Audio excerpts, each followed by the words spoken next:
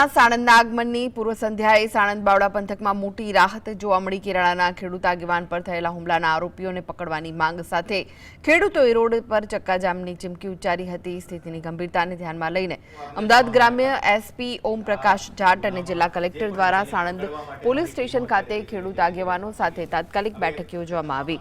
Meeting દરમિયાન વહીવટીતંત્ર અને પોલીસે આરોપીઓને વહેલી તકે ઝડપી લેવાની મક્કમ ખાતરી આપતા ખેડૂતોએ પોતાનો વિરોધ પ્રદર્શનનો કાર્યક્રમ સત્તાવાર રીતે રદ કર્યો। આ નિર્ણયથી વડાપ્રધાનના કાર્યક્રમમાં અવરોધ દૂર થતા તંત્રએ રાહતનો શ્વાસ લીધો છે।